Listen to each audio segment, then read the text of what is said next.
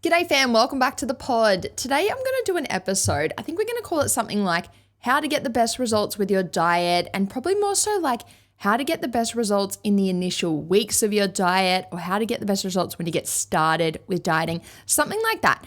And what we're going to look at today, I think, is all things that we've spoken about on the podcast before, and even some things we've spoken about recently. But I feel like I've spoken about some of these things recently in like short form ways, or we've touched on them as part of bigger episodes. And then I've just listened to it back and I'm like, I feel like we need to do a whole episode where we actually explain that right through so people can understand it a little bit better. So you might hear some things today and be like, oh, I've heard her kick off about this recently, but we're going to explain things a little bit more today. And I think cool just to go over things. Like always, people need to hear things a few times. And I think very cool to have this all in one episode for when we're like getting started with a diet, maybe when you're getting started with a coach, maybe when you're getting started with me, another coach, another program, another diet, whatever you're doing, this is the stuff I would want to understand if you are going into something new or like getting back into something, whatever that looks like. This is the stuff I would be thinking about to really succeed in the initial weeks. And the first thing we're going to look at, we've definitely spoken about this in different ways before, but the most important thing to do when we're starting a new diet or new protocols or anything is to think about the goal and really think about the goal and get clear on the goal. Because I think it's so easy for people to just be like, oh yeah, like I just want to lose a little bit of weight, or like just want to feel a little bit better. But it's just important to break that down and be like, no, what exactly do I want to get out of this? Like, why have I signed up to a coach, or why am I starting a new diet, a new program, etc.? What exactly would I love to get out of this? And even just getting really clear on what would I love to get out of the initial weeks, and then what is my bigger goal? What do I want to get out of it overall? The reason this is so important is because as we work through the next steps of like putting the plans and protocols in place to move towards that goal, obviously we need to be very clear on what the goal is. And obviously, if you're going to work with a coach or you're going to work with someone on these goals, you can talk about this with them and get really clear on it. But I think it's really important to do that yourself as well, because no one else can decide your goals for you. No one, like even the best coach in the world, can't tell you what you want.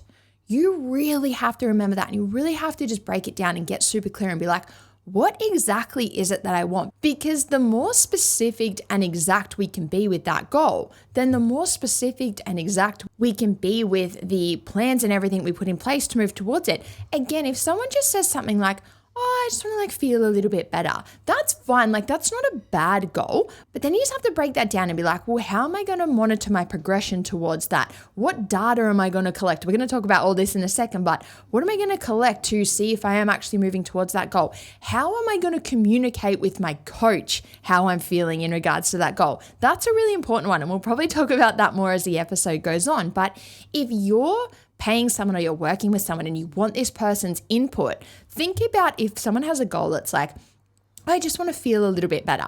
If you work with a coach and then the coach just goes, how are you feeling? And you're like, yeah, not that bad. Okay, well, what else can we look at here? How else can we assess progress? How else can we know if we're moving towards the goal? How are we actually feeling?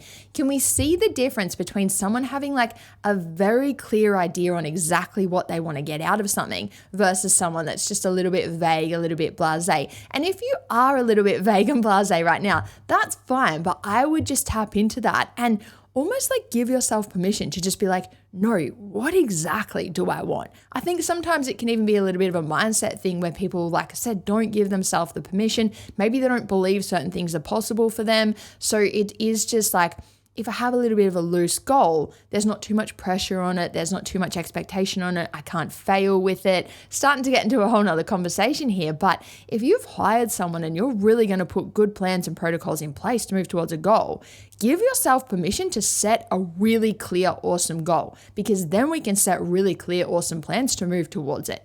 So step one, just really think about the goal. And even if you're not someone who's in that like vague blasé category, even if you do know what you want, just get like really clear on that as well. And make sure if you are working with someone, you've communicated that to them. Because I think there's a whole other thing to look at here where shit might be very prominent and very clear in our own minds, but then you have been a bit blasé with your coach and just saying things like, for example, if you've got like a muscle gain goal and you're just like, oh, like I just want to like build a little bit of shape. If you say something like that to your coach, but in your mind, you're like, I really want to build my quads. I really want to build my glutes. Right now, I don't feel that good when I wear short shorts. I really want to build legs that like I feel really comfortable in short shorts. I've got a trip towards the end of the year, like in 5 months time, I'm going on XYZ trip and I want to be able to wear my short shorts, have my quads, have my glutes, have all of this popping. Like in your mind, you're like, I know what I want. But then on the surface, we're like, oh, just like a little bit of shape might be nice. If someone comes to me and is like, Roops, I want quads, I want glutes, I want this, I want that, that is unreal because I can go off and be like, I know exactly what this person wants. So I can put exact plans and protocols in place to move towards that. If someone says to me like, oh, I just want to build a little bit of shape, again, that's fine. We can do that. But if what you actually want to do is a bit different or a bit more specific than that, communicate that, get really clear on it and own it. Same thing with the fat loss goal. If we're just a bit vague, like, oh, just like drop a little bit of body fat might be nice. But again, in your mind, you're like, no, I want to achieve XYZ fat loss by this date because then I want to go into a muscle gain phase, or I want to start prepping for a marathon, or I am going on a holiday. Like if you know there's real definite shit in your mind, ask yourself like, have I definitely communicated this and gotten clear on this, either with myself or with my coach or with whoever? And if you haven't, that's the first thing we want to look at, is just like getting so clear on exactly what you want to achieve. And just to be clear, guys, like there is no right or wrong with this. This is why I always say there's no right or wrong. There's no right or wrong goal. Like you can want to work towards anything. It might be fat loss, it might be muscle gain, it might be performance. It might be more like mindset, mental health, emotional health, like feeling better in those ways. There might be events you want to do. There might be holidays you have coming up. You might want to just get into like more social fitness. You might just want to get better nutrition education. Like we can put nutrition and training in place to work towards so many different things, but it's just important to really be clear on what it is that you want to put it in place for, so that as the weeks and months go by, we can actually ensure you're moving towards that thing. If we don't know what that thing is, or we haven't communicated that, then those weeks and months are going by and it's like, oh yeah, well, we're like implementing some nutrition and training stuff, but are we moving in the direction that we want to go? Big difference between someone who's just like sort of kind of doing some stuff with nutrition and training versus no, I've got the exact plans in place to move towards the exact goal that I have. And then that kind of segues us into the next thing I want to talk about. Obviously, different coaches are going to specialize in different things. So think about the fact that I just said, like, we can put nutrition and training in place to work towards so many different things. And there are coaches out there, like, we are in the peak time of coaching, like with the internet and everything. There are coaches out there for everything. And if we look at like nutrition training specifically, obviously there's coaches out there like myself who help people with predominantly like body composition, performance. We look at a lot of data, we look at a lot of structure, education, facts, science, evidence, all of these things. Then we can come over to coaches who are going to look more at like emotional eating, binge eating, mental health, mindset, like habits, that sort of thing. We've got coaches that are going to be like super strict and intense if you really want to knuckle down on a crazy goal. We've got coaches that are like, I'm your online bestie. I'll just be like a cheerleader for you. Like none of these things are wrong. But if we come back to that first point of like getting clear on your goal, if you get clear on your goal, then you can get clear on who's the best person to help me with this goal, if that's the direction that you want to go.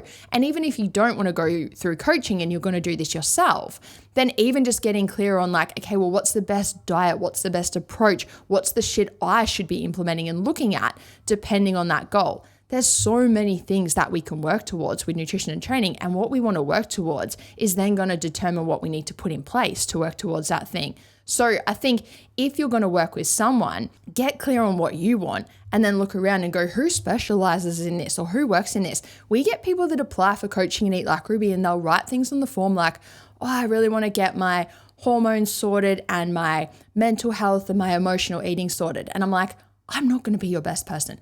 And I always say that with love and respect, but I think it is with love and respect because I'm like, be a dick move for me to take your money when I don't specialize in that stuff. If someone fills in a form, applies for coaching and is like, I want to build my quads, I want to build my glutes, I want to build up my calories, I want to spend time out of a deficit, straight away I'm like, okay, I can absolutely help this person in my sleep. Let's go.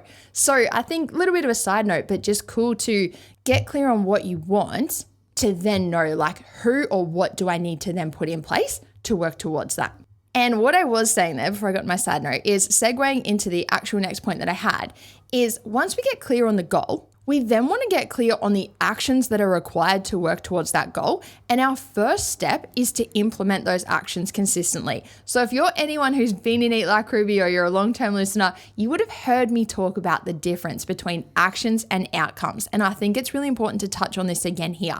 When we're looking at something like putting nutrition and training in place for body composition or performance goals, which is what we specialize in Eat Like Ruby, it can be very easy to focus on the outcomes. So obviously if somebody wants to build their shape or drop body fat, we're very focused on that outcome of like, I want to get to a point where I've built the quads, I've built the glutes, I've dropped the body fat, right?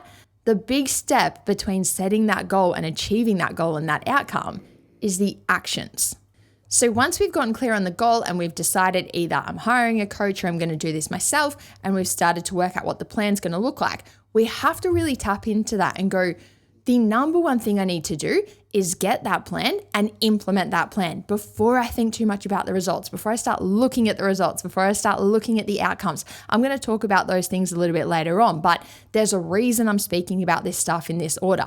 We need to work through this order and go, what's the goal? What's required to achieve the goal? And now I need to start implementing that before I even think about actually achieving it and what that's going to look like when I get there. So really looking at the actions, that's where we want to come back and go, okay, cool. What is it that I want to achieve? If we do have something like a body composition or a performance goal, this is, again, what we specialize in Eat Like Ruby. So I'm going to speak predominantly to these things today because I can confidently speak to the actions that are required to achieve that goal and even clock that right there.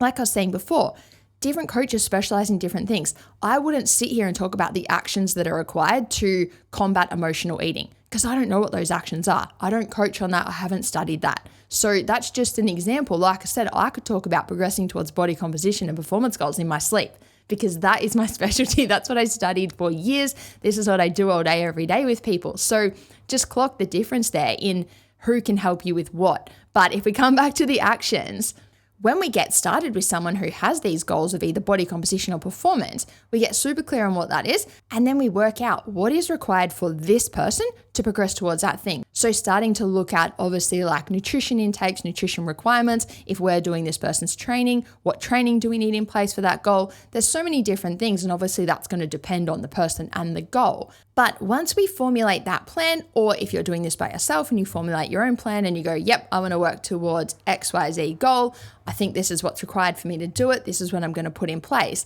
That really does become the focus for the next 3 to 4 weeks minimum, obviously way beyond that. But for the initial 3 to 4 weeks, I don't look at people's results. I don't look at their outcomes.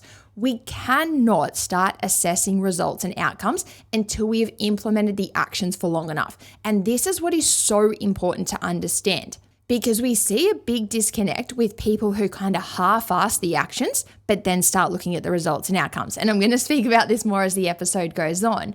But let's say somebody has a goal to progress towards dropping body fat. And we say, okay, we think that the nutrition requirements for you to do this are XYZ. We might put a calorie target in place, we might put a meal plan in place, we put a protein requirement in place, a few other things. We might say this is how many steps we're going to average each week. We're going to put numbers, plans, protocols, structure in place and say, you have said you want to work towards this goal. We have worked out what is required for you personally to move towards that goal. Here is that plan. And then this is where, like I said before, the initial 3 to 4 weeks have to be purely focused on implementing that plan. If someone implements that plan for 3 or 4 days and then starts being I'm just looking at my scale weight and it's not really moving, measurements haven't moved, pictures haven't moved. It's what, bro, in 72 hours? We haven't achieved amazing results in 72 hours? I'm being sarcastic if you can't tell, guys, because we're not going to achieve amazing results in 72 hours. Or even 4 days or 5 days or 8 days. We need to actually have things in place long enough to start to assess if we're progressing towards that goal. So I will never assess if someone is progressing towards a goal after 1, 2, even in a third week of someone implementing a plan. We still need a bit longer. And if we side note for a second, but it's definitely worth looking at this, especially because we work predominantly with females in Eat Like Ruby, and we know that the female body rotates through different things at different times of the month. Right? I'm not going to get into that too much today, but we know that it does. So we never want to look at what was the body doing yesterday? What is it doing today? What was it doing last week? What is it doing this week? We need to sit in something long enough to start to detect the trends over time, not what it's doing from one day to the next or 1 week to the next. So if you're ever implementing something and you're starting to nitpick the numbers in the first week or the second week or even the third week, remember that we are not here to nitpick numbers. We are here to detect trends over time, and we need to implement things over time to do that. We cannot detect a trend over time if we don't allow the time to play out. We cannot detect how something is trending over time if we have not had the protocols in place for some time. So that's the first thing that we want to think about here with our actions is like we need to implement the actions for long enough before we can determine how the body is responding to those. And that is exactly what we're here for. That's so important to understand, especially if you work with a coach, but even if you are implementing something by yourself. You've communicated your goal, hopefully very clearly now that we've pointed this out, then we've put the structure and the plan in place to work towards that goal. The absolute best thing you can do is adhere to that plan and adhere to that structure so we can start to assess how your body is responding to it. If you have goals for your body, whether they be body composition or performance, but really come back to the fact that I have sought out this coach or this diet or this plan because there are things that I want to progress with my body, whether that be body composition or performance, but I want my body to progress in some way. So we have put the plan in place to start facilitating that progression. We need to have that plan in place for a while so we can assess how the body is starting to respond to that. If we do have the body composition goal, like I said, we want to collect data on how the body's responding for a few weeks to assess that. If we have a performance goal, we want to implement the plan as we're working through our training and we go through those few training sessions, those few weeks, and then we can start to see, hey, how is my training feeling? How is my body responding with the plan that I have in place? But we just can't do it in a short amount of time. We need to implement it for a while. And I always like to compare this to a budget. Think about somebody implementing a budget. You don't implement a budget for 1 week and then look and go like, are we getting somewhere? You implement it for a few weeks and you start to detect, okay, cool, how much is going in, how much is coming out? And then overall, as a result of that, are we starting to gradually move in the direction that we wanted to go, or are we not? And I'll talk about that in a second. But we don't just look at the bank account on the Monday and then look at it on the Tuesday and go, the budget's not working. We don't even look at it in week 1 and then in week 2 and go, the budget's not working. We need to implement it for a while to then be like, overall, what is this resulting in? And that is exactly what we're doing when we put nutrition and training protocols in place as well. So the first thing with the actions, I'm still on the first thing with the actions, is implementing it for long enough to allow us to be able to do that. And I think where I was going with that initially was saying the best thing that a client can do, especially if you're working with a coach, the best thing that a client can do is just stick to the plan, because it's the coach's job to watch how the body is responding to that plan. If you stick to the plan, the coach can absolutely do their job as good as possible for you. If you don't stick to the plan, then you're starting to navigate different things with the coach. It's like, okay, well, why couldn't we stick to the plan? What have we got to look at? Are we going to stick to it this week? Let's try this week. Let's try and get a few initial weeks going now. And that process can just drag on. So, I mean, obviously that can play out for different reasons. I'm not really going to get into that today. But if you're someone who's like, no, I know what I want. I'm ready to do the work to achieve it. Just know that the best work you can do is literally just ticking the boxes, sticking to the plan. And that kind of segues into the second thing I wanted to say with the actions and looking at like the difference between the actions and the outcomes. If someone half-asses the plan, like I said before, there is no point looking at the outcomes. This is where we can see people kind of implement the nutrition, kind of implement the training, sort of stuck to it. Oh, I didn't stick to it yesterday. Kind of being mindful of my food, but haven't been actually like tracking it or logging it, or haven't stuck to the meal plan, haven't recorded anything, sort of been adding things up in my head. Yeah, kind of didn't stick to it last night. Wasn't that hungry yesterday. Felt a little bit sick on Tuesday, so didn't stick to it Tuesday either. Obviously, like I went out on the weekend, and like, can we just see how overall we're kind of half-assing this, right? And like I always say, no right or wrong. No one's got a gun to your head. You don't have to track food. You don't have to stick to meal plans. You can do what you want on weekends, like whatever. But come back to, what goal do you have? Why are you implementing the diet? Why did you hire the coach, etc.? What structure, what plan have we put in place to move towards that goal? If we have not stuck to that, we've got to look at that and go, well, there's no point assessing if I'm moving towards my desired outcome and my desired goal, because I've completely skipped the stepping stone that I need to get there. Again, I'm going to say it one more time. If you've got a goal and you've come to a professional and made that goal very clear, and the professional has then said, okay, here is the plan that I think is going to move you towards that goal, and then you only half kind of maybe sort of stick to that plan, then there's no point looking like, hey, is this getting me the result that I wanted? It's like, no, you know what would get you the result you wanted? The plan. The plan that you're not sticking to.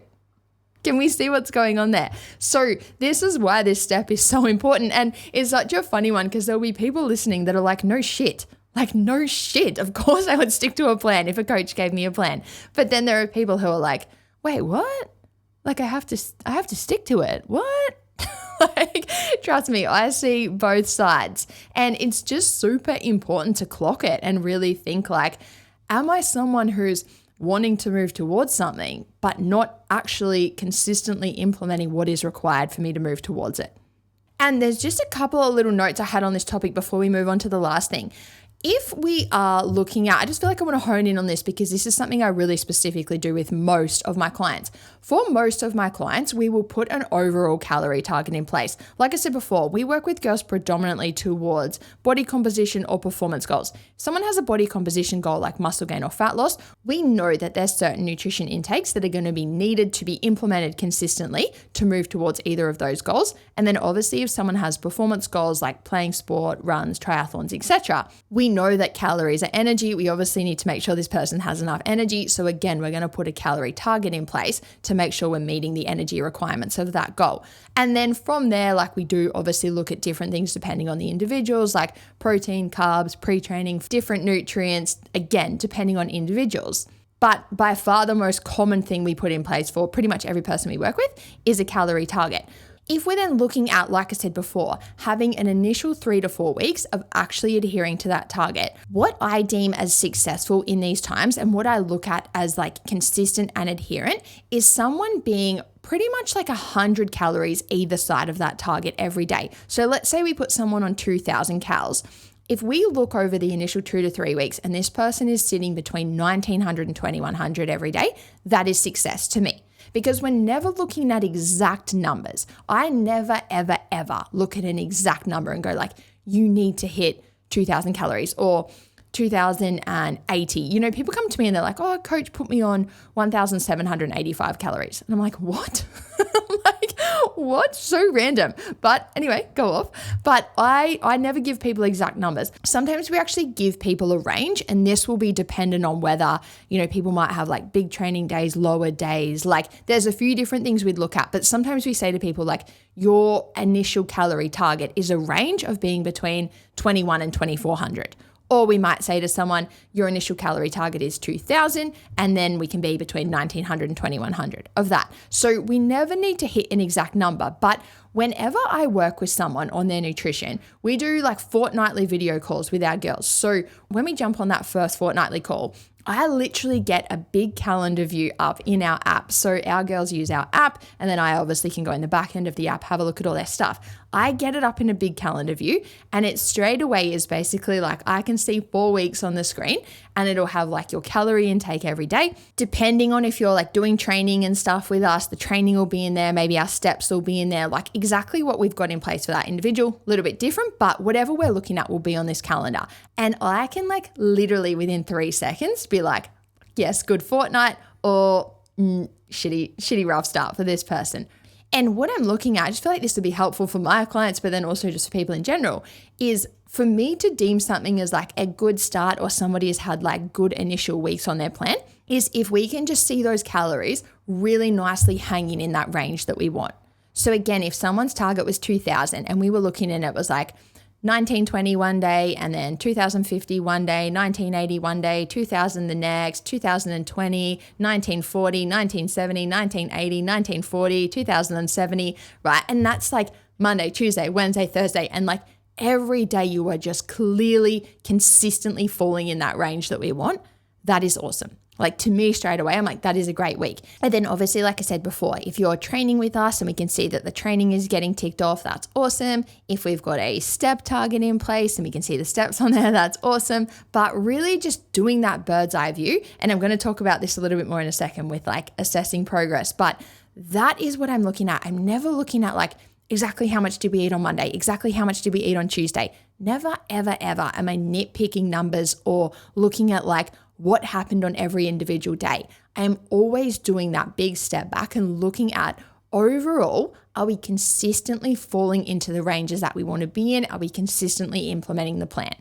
So I just think that's a cool thing to think about. That's something that I just like assume everyone kind of thinks and knows. But then I've had people where like, say we've put someone on 2,200 calories and they're like, oh, I hit like 2,270. Like, is that bad? And I'm like, bro, no, that's perfect.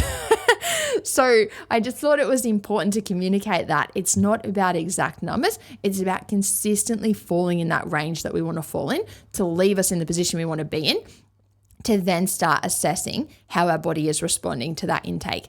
Which brings me to my final point, but I did have one more note in that last category before we move on. If we look at that for a second, like somebody being in a range and somebody like implementing the plan and implementing protocols so we can start to see how the body is responding, right?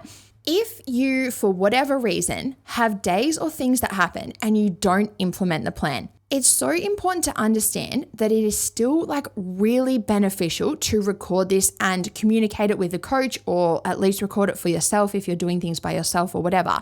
And the reason I say this is because let's say we do have someone who's aiming for 2,000 calories and we're like trying to implement these initial weeks of hitting in that nice sweet spot in that range around the 2,000 calories, right? And you're hitting that really consistently. And then for whatever reason, maybe you get sick and you have a few days where you undereat and you eat like 1,600 for a few days, or have a busy few days, something happens, you end up eating 2,400 calories for a few days, right? Maybe you end up eating 2,800, 3,000, whatever it is. It is so beneficial to record that and be honest about that, because think about what I just said, where I'm going to go in, like if I'm working with someone, I'm going to go in and assess how is your body responding to what you've been doing.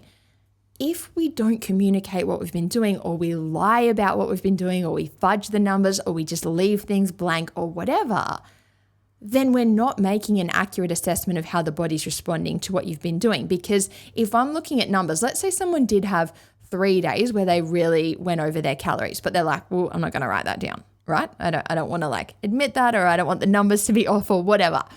If I look at it and I go, okay, well, this person's been like perfectly falling in the range that we want them to fall in. And then we start looking at how's their body responding to that, but their body isn't responding to that. Their body's responding to having some days like that, but then having some days where we ate a lot more.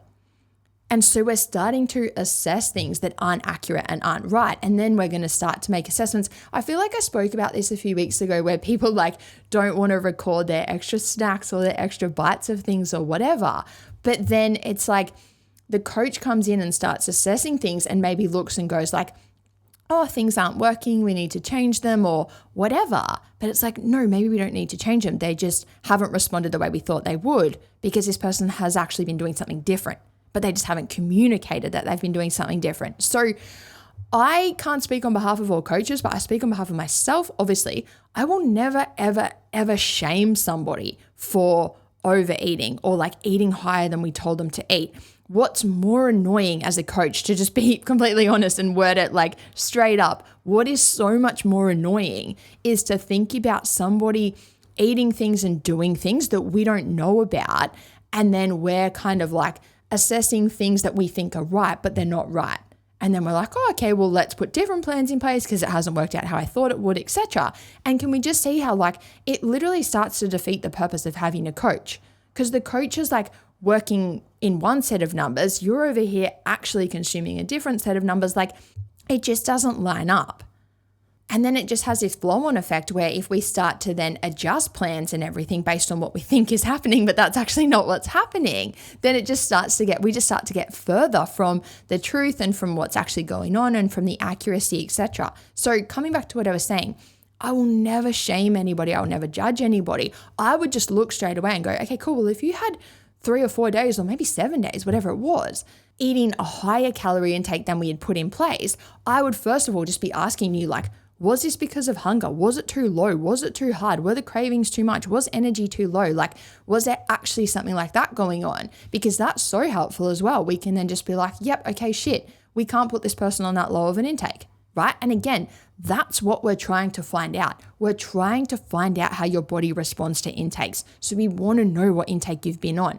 Or if somebody just goes, no, it was none of that. We just ended up having visitors show up and we sat up every night and had chips and drinks, right? Like, okay, go off. But then we can look and go, okay, cool. So we know that there's no point really looking how your body's responded to the protocols and the calories and stuff we did put in place because you haven't hit those. You've been off having your chips and drinks and extra calories, which is fine, go off. But we're not going to adjust things or think like, shit, the plan isn't working because we know like, no, wait, hang on a minute. We just haven't implemented the plan. The visitors are going to go home next week. Then we can actually implement the plan and we'll see how things go from there. So it's just so important to understand that and really just remember that like, what we want to get out of the initial weeks is learning how our body responds to different intakes because this helps set us up so well if we do have either fat loss or muscle gain or body recomp goals, or if we do have performance goals. Because once we hit certain intakes for a while and we start to assess how the body's responding in terms of things like progress, fat loss, weight, measurements, etc., I'm going to talk about that in a second. And also things like energy, hunger, training, performance, mood, cravings, that side of things, then we really can start to learn how much food does this person's body need? What calories should they be on? What calories are going to be a deficit for them? What's going to be a surplus? Where is maintenance, etc. That shit sets us up for life. But we have to actually collect that data. We have to collect that information, which is why I say all those things I just said. We can't assess shit after 4 days or 8 days or whatever. We need some really solid time, like a few weeks implementing things before we start assessing. Ideally, we actually implement that plan and protocols really consistently so we can make that assessment. And if we have a reason or something comes up where we can't implement it consistently, that's fine, but we communicate that so we don't start assessing the wrong stuff or interpreting things the wrong way. And there's just like one tiny little example I wanted to use of this. I had it in the notes before I get onto that last thing, I promise. We're sitting here right now, like we are a week away from Easter. And I spoke to one of my girls last week who just started with me. And it was actually her first check-in. And we were like, your adherence to nutrition has been awesome. We've put in place for her hitting around between like 21 to 2,300 calories. Training adherence was perfect. Like that was all solid. And then just starting to look at like, okay, cool. Because you've had good consistency, we can start to collect a bit of data on like measurements, weight, etc., and start to see how those are moving.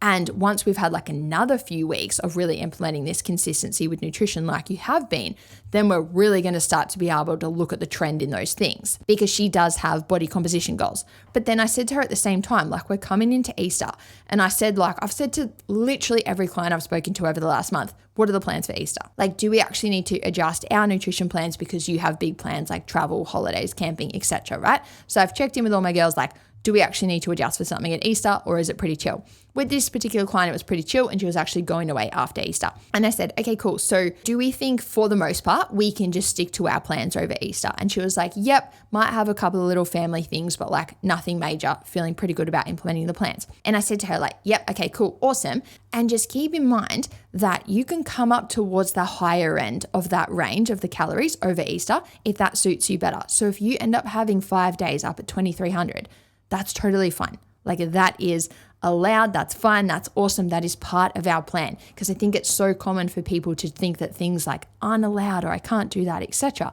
Starting to get into a whole nother topic. But I just wanted to communicate to this client, like come up towards that high end and just know that like the best thing you can do is just monitor things, track things, and keep a fairly accurate record because we are right in the thick of learning how your body responds to different intakes. If you go into Easter and just do a bunch of random shit and then get into that mentality of like, I'm not going to write it down, I'm not going to record it, it's just a bit of a write-off, not going to tell Rubes, or I'm going to like quote, start again Easter Monday, like whatever it is, well then we've completely wrecked, and I don't say that to be harsh, but we've completely wrecked the process of implementing plans and watching how the body responds to those plans. And so an important thing to do, or just like a cool thing to understand, is let's just pivot on that plan a little bit. let the intake be a little bit higher. And I said to her, even if it starts to come up towards like 24 or 25, just record it, monitor it, be honest about it. Because then when we're sitting here on the other side of Easter looking at everything, we don't want to sit there, or like I don't want to sit there and assume that you've had this perfect, strict, tracked Easter at 2,100 calories a day when maybe it's been more like 2,500 calories a day, right? Because again, it just comes back to my point from before of now we're just assessing shit that isn't even accurate or right. So it's an inaccurate assessment, and then we're going to start to put inaccurate plans in place, and we're really going to be derailed from progressing towards the thing you want to progress with. So I just wanted to communicate this to this client because she was right in the thick of that process of like really gathering all this info for her. I said, the best thing you can do is just be honest about the info. If you think that we're in a position where for the most part we can implement the plans and protocols that we have been over the last few weeks, awesome, let's keep those in place if you're happy to do that, which she was. And then just know that you can come up to the higher end of those. And if you do even come up a bit further, just because there is like a big family meal or she's got kids, there's probably going to be Easter eggs, like whatever's going on. But just collect the data, keep it informative, keep it accurate, because when we get to the other side, we can work with the facts. We're not left sitting there going, oh, well, we don't really know what happened over Easter.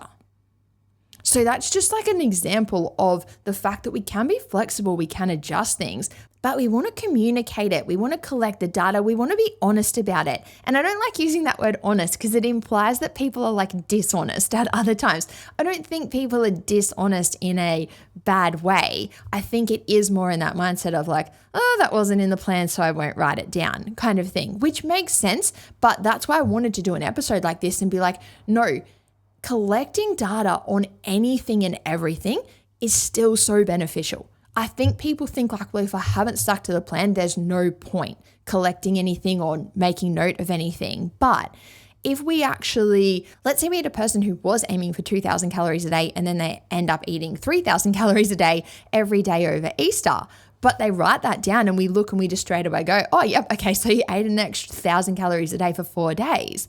Okay, yes, that wasn't in the plan. But if we then start looking at how your body's responding and how you're feeling with energy, hunger, all those things, I'm going to assume all those things are feeling pretty good because you're pretty well fed, then it makes a lot more sense.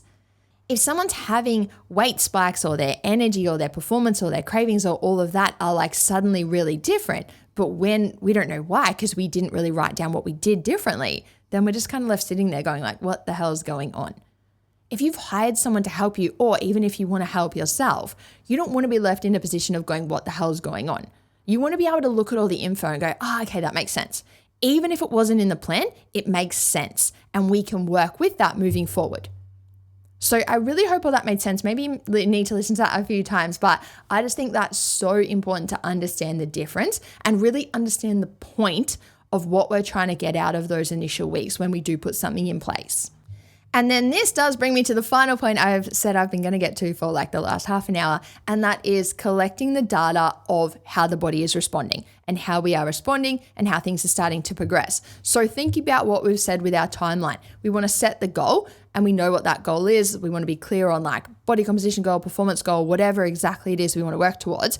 Then we want to work out what is the plan, what protocols are required to move me towards that. We want to implement those for a long enough time that we can collect data of when I implement this plan, this is how the body responds. So that's why we can't rush that process. We can't assess that after a few days. We can't crack the shits at the scale after 5 days of not moving. I see all of this shit all the time, but we want to understand that that is a process. We want to sit in that process for a while. And we want to start collecting data along the way about how the body is responding. And this is something we've spoken about in initial weeks. And we've kind of spoken about the fact that some people collect data, some people don't, some people understand data, some people don't. And that's why I thought it'd be beneficial to touch on this here and go, well, what should that process actually look like? What should the data collection process actually look like? The first thing I want to point out is this is obviously going to be dependent on your goal. Because if somebody has a goal that has like nothing to do with body composition, then we probably don't need to look at like progress pictures, measurements, weight, etc. And then if somebody has a goal that is like completely to do with those things, there might be other shit we don't need to look at. So just important to go through this process and get clear on the goal, because then we can get clear on A, how do we actually progress towards that? And B, what forms of assessment are we using and what are we monitoring to assess if we are actually progressing towards it? So again, I'm going to speak predominantly to body composition and performance goals because that's what we do. This is what I do all day, every day. If somebody has performance goals like they are getting ready for events or sporting seasons or anything like that, if I've never worked with them before, I do still like them to monitor a little bit of their body composition stuff if they're happy to. So this is always a conversation I have with every client is like, do we have any obvious reasons or do you have any issues with collecting any form of data? Sometimes people have a really negative thing with the scale or with measurements or with pictures or anything like that. It's just important to obviously speak to the person and be like, if this is a real issue for you, I'm not going to make you do this all the time, right? Bit of a dick move if I did.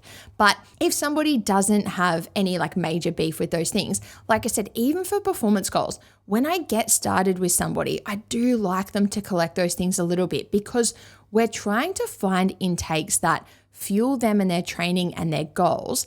And we're trying to make sure that we're not overfeeding or underfeeding this person. Usually if we're getting someone ready for something like high rocks or a run or anything like that, we obviously want to make sure we're fueling their training and we're giving them enough energy. The biggest things we're going to look at with this person is like, how is training performance? How is energy? How is recovery?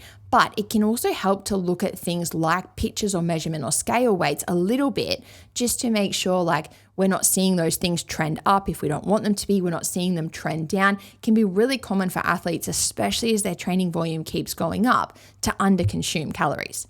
And so if we do have a little bit of data on where weight and measurements and pics and all those things were when we started, and we just keep an eye on those as we're going through a nutrition block and a training block, we can make sure we're not underfeeding. If we're gradually seeing those things drop, but that person doesn't have a weight loss goal, that's where we can just tap in and go, oh shit, like maybe we need to crank up the calories a little bit. And obviously, like I said, we're going to be looking at their energy and their training performance and stuff as well.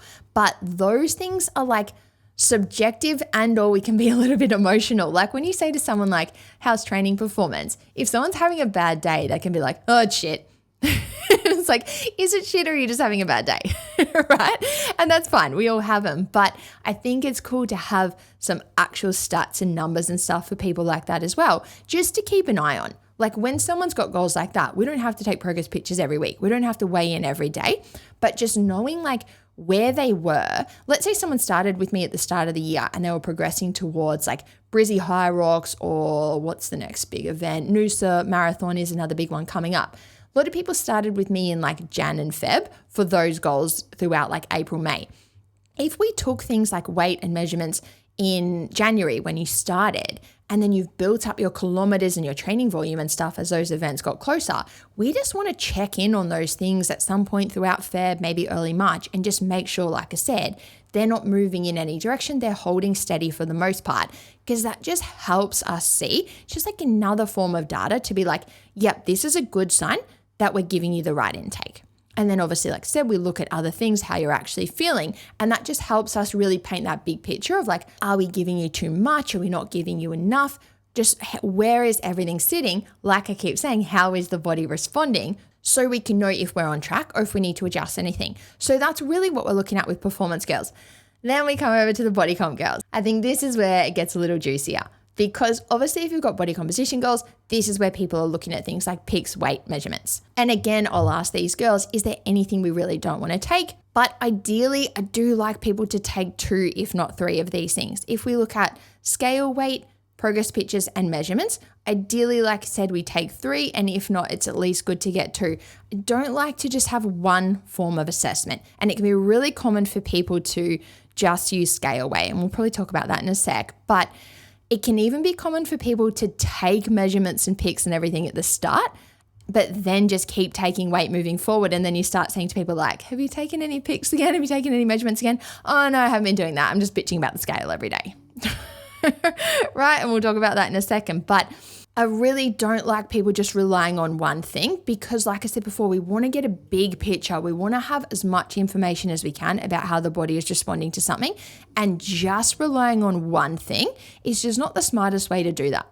If we can look at multiple things, why would we not? There's no point just honing in on one. So ideally, we would take all 3 if there's no reason not to, and if not, at least taking 2. And if people are going to take 2, in my opinion and my preference is that you would take measurements and progress pictures. The least thing I care about is scale weight. And it's funny because like for most people, that's all they want to take and that's all they want to talk about. And for me, I'm like, that's the last thing I care about. If you've got a body composition goal, I care a lot more about the progress pics and the measurements than I do about the scale weight. But if people want to take that, that's fine. And if we want to take that alongside the others, that's perfect. And really what we want to think about here is, like I keep saying, we want to get clear on the goal. And if we've got body composition goal like fat loss or muscle gain, we want to get clear on that. We want to get the plan to start progressing towards that. And then we want to take all these things at the start. Because if you've come to a coach or you've started a diet or a training program and you're like, I'm putting this in place to progress towards this goal, you want to make sure you've got your starting point. Like if you're like, I want to build my quads, I want to build my glutes, or I want to reduce body fat, I want to get leaner. You want to know where all of that stuff is sitting at the start so that then when you start implementing the plan and protocol, you can see if your body is responding to it, like I keep saying, and if we're progressing from where we were. So really important to get those things at the start and be like, this is where I'm at. Then we come back to that last point of like, okay, if this is where I'm at right now, what I need to do to get the ball rolling to progress with this thing is implement the actions.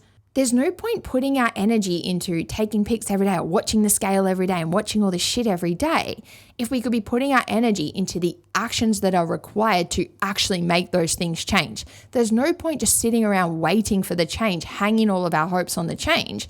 Instead, we've got to be like, no, what do I need to be doing to facilitate that change? And that's where we come back to the actions.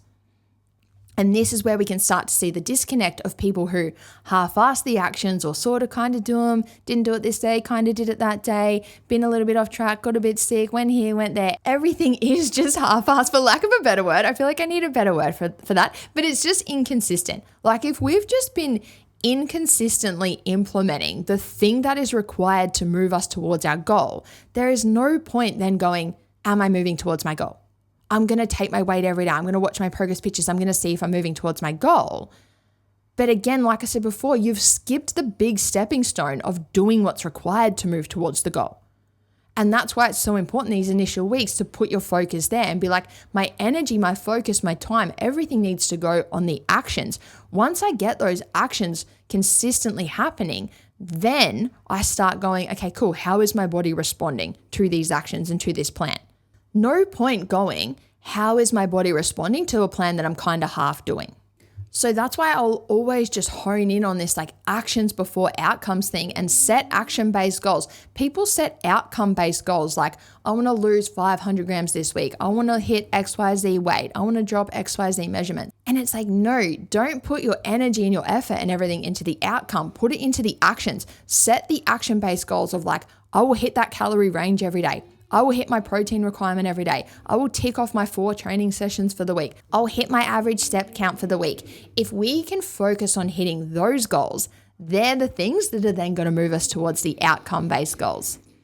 I don't know if people can hear Nutella snoring. I have been going for like an hour on this episode and he is literally sleeping between the microphone and the camera. So if people don't know, Nutella is my little French bulldog and he is just absolutely going for it. But I am nearly done. I've just woken him up. Hello. He's looking at me like, are you still going? Yes, I am. Nearly done. But just super important when you are going into those initial weeks, if you've got outcome-based goals in your head, like I want to lose X amount of weight this week, or I want to see X amount of progression this week, come back and go, no, piss that off. I'm going to set an action-based goal of like what I'm going to do this week to start making those outcomes happen. What am I going to do with my actions to then get to the outcomes?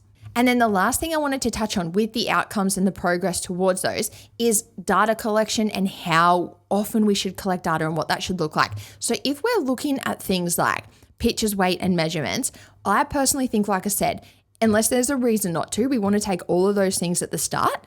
And then I think with pictures, fortnightly or monthly is good. I like girls to do fortnightly because we do, like I said, fortnightly calls with our clients. And so I always just think it's like a good routine to get in. If you know that you're going to speak to me on like a Wednesday, every second Tuesday, like take your pics, take your measurements, like get all those things so that every time we sit down, think about everything we've just spoken about for the last hour. I'm going to sit there and go, what is this person doing and what result is it getting them?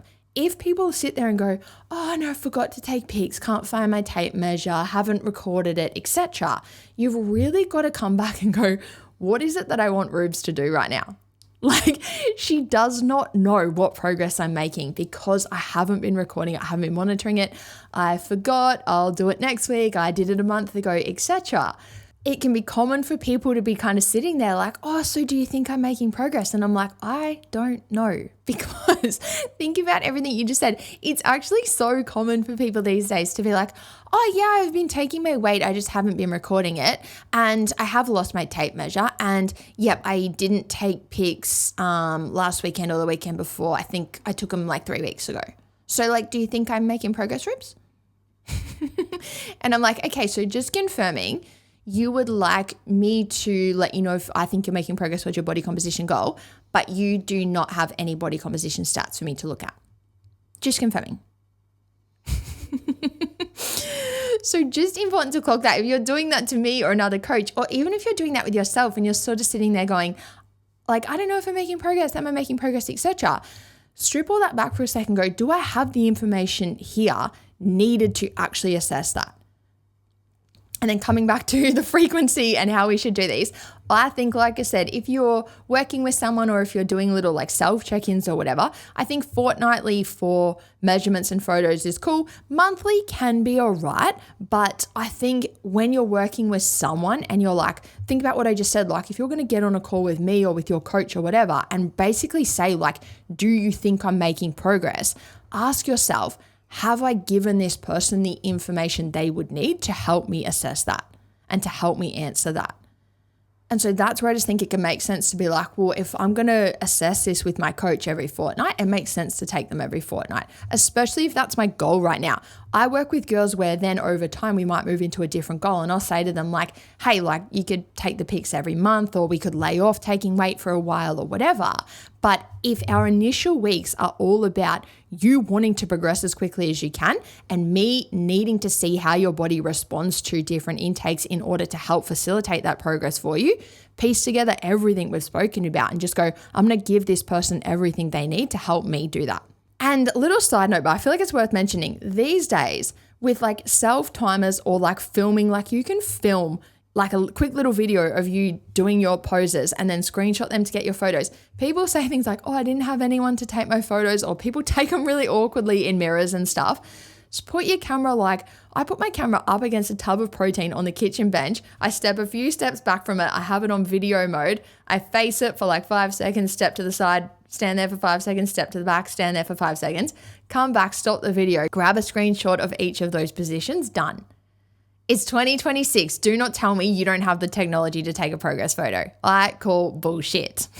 And then the last thing I want to look at with the frequency is scale weight. I think this is a huge one. I've fully put Nutella to sleep right now. He is going for it. He's like, I've heard this chick talk about scale weight a million times. But this is such an important one to talk about with the frequency and the intelligent way to do this. So if we are wanting to use, and if we're going to use scale weight as a form of assessment, like I said before, it is very important to have other things alongside it. Scale weight will fluctuate due to things that have nothing to do with body composition. If you have a body composition goal, we cannot just rely on scale weight to assess whether we are progressing towards it, because it will change due to things that have nothing to do with body composition. So we're then left sitting there going, well, we don't know exactly what that scale weight is responding to. And if we have nothing else to look at to assess body composition progress, then we're just left in the dark. And it's like, okay, well, we actually just don't have enough to work with here to really assess progress. So important to, first of all, understand that, but then also understand that if scale weight will fluctuate due to things that have nothing to do with body composition and body fat levels, this is exactly why we do not nitpick or even look at the day-to-day changes in numbers. So I will never, ever look at what did someone weigh yesterday and what do they weigh today and use that as an indicator of how their body is responding to something. I will never, ever do that, guys. And I am an educated professional that has been doing this work with women for 10 to 15 years. Since my early 20s, I'm about to turn 35. I have done this every day for those 12 plus years. And I have never, ever once looked at someone's weight yesterday and their weight today and been like, okay, red flag. Things aren't working or we need to change something, etc. I am always stepping back and looking at that trend over time. Like I said before, when I'm going in to assess this for somebody, I get their stuff up in a big calendar view and I just look at that overall trend in the calendar. And what I look at is exactly what we've spoken about here. I'll be like, okay, cool. What is it that this person wants to work towards? Yep, they've got this goal, they've got that goal. We're getting ready for this event. We're doing this phase, whatever it is for them. I'll then go, what plans and protocols have we put in place for this? Yep, we've set their calories to this. We've set their steps to this. We're on a 4-day training program, etc. I'll look through that calendar and go, are the calories falling in that range? Are the steps coming into where we want them to come in? Are we consistently ticking off training sessions? And I'm never looking at those things like how much did they eat Monday? How much did they eat Tuesday? What day did they train? What day were steps? I'm always looking at the averages and the trends. What is the average calorie intake overall? What is the average step count overall? Overall, are we consistently ticking off training sessions? I'm looking at like overall, does this person train consistently or do they not? Do they consistently fall in their calorie range or are they not? Are we consistently coming in close to the steps if we've set a step target? So I'm looking at that overall, and then I'm looking at if this person is ticking all those boxes, then how is the body responding alongside that? And when I have that big calendar view up, we can see anytime the person has entered their peaks and their measurements, and then we can see anytime they've entered weight. So I'll go into the most recent peaks and measurements. Ideally, they've just taken them and they took them the fortnight before and the fortnight before, and we'll go in and have a look at those. And with those things, I don't even really look at fortnight to fortnight. I'll more so look at their most recent ones and like their starting ones, or ones like if they've been with me for ages, maybe we'll look back at ones from like 6 weeks ago or 8 weeks ago.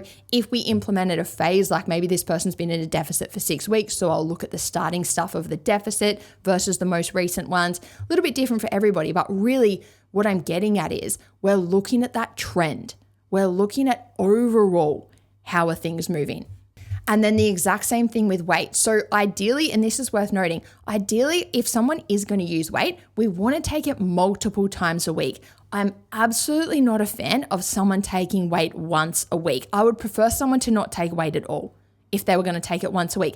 The reason I say that is because, like I said before, weight is impacted by so many things that have nothing to do with body composition or body fat. If we take it once a week, we don't know if we've just caught it on like a high day or a low day, or if it's responding to something different in the body. What I'm getting at there is, like, side note, I feel like we've mentioned this so many times, weight will respond to things like time of the month, fluid levels, hydration status, sodium levels, digestion, have we been to the bathroom yet? Have we peed? Have we not? Like, so many different things, but there are so many different things going on in the body at all times. It's impossible to hit a weight down to like an exact 100 grams, right? Because there's just so many things that make up that number. So then coming back to someone who just takes it once a week, it's like, what if we just happen to catch it at a certain time of the month and digestion was a little off and fluid was a little higher, and then therefore the number is just like randomly a bit higher than it maybe was the day before and it's going to be the next day, etc. But we'll never know that because you just took it once a week. And then people kind of hang all their hopes on that one weekly weigh-in. And this is where it's important to understand, like, if you're hanging your hopes on one number that's impacted by things that are so far out of your control and so irrelevant to the goal that you have, we want to clock the facts. Like, I'm hanging my hopes on this thing that is not a reflection of it at all. Like, this one number is not a reflection of progressing towards a body composition goal, yet I'm hanging all my hopes on it like it is. So then coming back to assessing the overall trend and how I think we should do it, this is where I say to people, if we do want to take weight, we want to take it multiple times a week so we can detect that trend. So we can look, if somebody, like, really clear example, I have one of my girls who started with me at the start of this year, and we put a deficit in place at the start of this year. She was 95 kilos at the start of this year, and she is just so prone to fluctuations. I've worked with this person for like 5 years, really closely on and off for a long time, and we just know her so well. And I said to her the other day, like, you are so prone to fluctuations, but we just know this for you now and we just work with it. And what I mean is, like I said, she was 95 at the start of this year. She's now about to hit 85. She's like dabbling in the 86s. But when we look at her progress, it is like so up and down day to day. But when we look at like her first week, most weigh-ins were like in the 95. Then the next week we're in the 95s and we start to see the odd 94. Then the next week we're seeing like maybe 195, some 94s for the most part. Next week we're seeing 94s, maybe even a one-off 93. Then it comes back up to the 94s. Certain time of the month might even see a 95. Then it quickly comes back to those 93s, and then eventually we start seeing the 92s. But like day to day, it is constantly like, 94 and then 94.8, 94.2, 94.6, but then we see a 93. Then we go back to the 94.5s, and then we go back to the 93s, and then 94.5 again. And it is very, very fluctuating, for lack of a better word. Like it just constantly bounces up and down. But when we open up that big calendar view and we do that big bird's eye view of the overall trend, it's like, well, the first week of Jan, you were hanging in the 95s. By the last week of Jan, we're hanging in the 93s. Maybe we even saw the odd 92. And if we were to look at the day-to-day fluctuations, it would do your head in. And if you were looking at that as a form of assessment, literally every second day, we would be like, this isn't working. But this is a person who we have not changed her protocols at all. We have not changed her calories or her steps at all since the start of the year, and she's nearly about to hit that 10 kilo loss mark. And if I remember at the time of this episode, I'll put a screenshot of her fluctuations up to just show how insane they are, like how much it fluctuates. But then you look at that overall trend and it's like, well, we've lost 10 kilos it'd be like 3 months, pretty much Jan, Feb, March, which is just unreal. But if we were to change the plan every time it fluctuated, that would be an absolute shit show. And we don't need to. Like we have the evidence now. It's like we didn't need to change the plan at all. We haven't changed it once. And this is a person, I feel like it's worth mentioning, this person who was very clear on her goal and very consistent with implementing everything to progress towards that goal. Does 4 training sessions with me a week, literally never misses one, hits about 10,000 steps a day, hits her cals, like super consistent, will have the odd meal out here and there, get straight back on her cals, like just consistency queen, just everything I've spoken about for the last hour, she's ticking all those boxes. And then when it comes to assessing her progress, she takes the pics, she takes the measurements, she takes the weight most days, and we see this constant fluctuation, but then we step back and we see 10 kilo weight loss. And so that's why I think it's so important if we do want to use weight to take it more than once, because we want to detect that overall trend. If people just take it once, I don't really look at it too closely, but then usually they're looking at it very closely. Like I said, you're hanging all your hopes on that one number. And then this is where people can go like, oh, but I was 95 last week and I'm still 95 this week. And it's like, yeah, but for all we knew, last week you might have been 95 the day you weighed in and like in the 96s on other days. This week, you could have been 95 the day you weighed in and in the 94s on the other days. But we don't know that because you only took it once. We've just happened to grab 2 numbers. We can't really assess 2 numbers, or we can't assess 2 numbers. We want to assess the overall trend over time. So we want to take it enough to allow us to do that. And some people like to take it every day. I don't think you need to take it every day because I think some days you like just forget, or you get up early, or you get up late, or whatever. But I always say, like, if we do want to take weight and if you're going to watch weight as a form of assessment, I think 4 days a week minimum is good. Like 4 to 7 is good. Just so when we are stepping back to look at that trend, we've got enough data to really look at and to work with. And I feel like the last thing worth mentioning with weight is we always want to take it in the same conditions. So we always want to take it first thing in the morning, before we eat anything, before we drink anything. Ideally, just go to the bathroom, do whatever you got to do there, jump on the scale, minimum or no clothing. What we absolutely do not ever want to do is jump on at different times of the day, or like jump on at the gym or at different places like that, and add that to our assessment. Like, we don't want to do it at all, but you don't want to look at, like, let's say on a Monday, you do weigh in the nude, empty stomach, empty bowels, haven't had anything to eat first thing in the morning, and you were 70 kilos. And then you weigh yourself at gym on Tuesday night when you're fully dressed, stomach full of food, and you're 72 kilos. Of course you are. You're fully dressed with a stomach full of food. That has nothing to do with gaining 2 kilos overnight. There is just an extra 2 kilos on you in so many ways that have nothing to do with body fat or body composition. So very, very important if you are going to use scale weight to use it in an intelligent way. First thing in the morning, before any food or drink, minimal to no clothing after you've been to the bathroom, and then consistently take it that same way, like every second day or multiple times, just enough to collect the data and detect the overall trend. And then to wrap up this episode, the last thing I want to say is, if you are working with someone like myself or another coach or similar, this is the best thing you can do. Stick to your plan, collect all the data, collect all the information, and allow that person to assess it and potentially adjust it if they need to. Remember that that is literally what we're here for. so common for people to look at all these things themselves and be like, should I eat less? Should I do more? Should I do this? Should I do that? And it's like, no, what you should do is stick to the plan that you came to me or came to your coach and asked for, and that I think is the best thing to progress you towards your goal. If you do that, I can then do my job of assessing all the data, assessing all the information, and then adjusting if needed. And just know that, like, again, that is literally what we're here to do. If you tick all the boxes, implement everything, nail those initial weeks of following the plan and collecting the data, and we get to like 3-4 weeks into sticking to that, we're going to be in like one of two positions. One is we're like, yep, cool, this is getting us the result that we want. Awesome, let's keep doing it. Or option B is like, okay, maybe it's not. And people can think that that's shitty or it's a waste of a few weeks, etc. That is absolutely not a waste of a few weeks, because if you've ticked all the boxes and you've stuck to the plan, you've collected all the data, your coach can really confidently, or a good coach at least, should be able to sit there and go, okay, if all of this is factual and correct, I have a very good indicator of how this person's body is responding to what we're currently doing. If that response isn't what we want it to be, I know exactly how to adjust this plan to get that happening for them.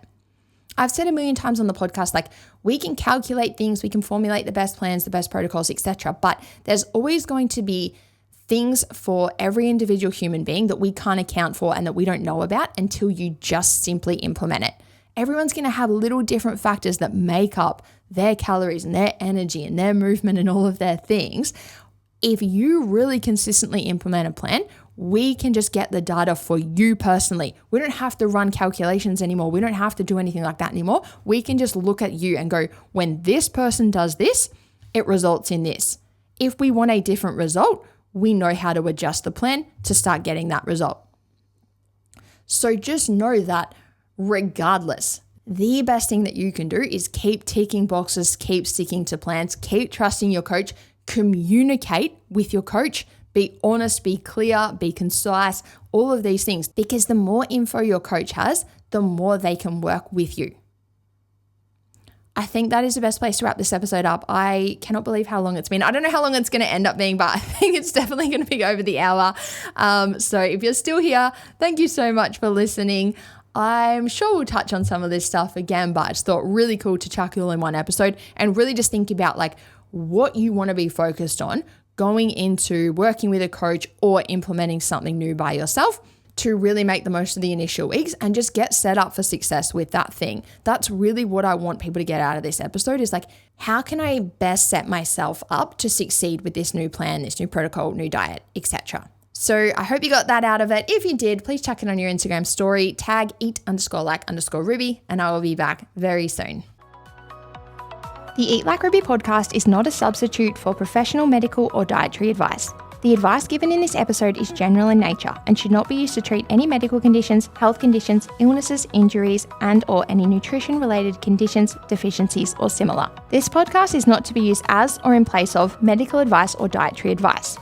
Please consult your healthcare professional before implementing any of the advice, information, or protocols discussed in this episode.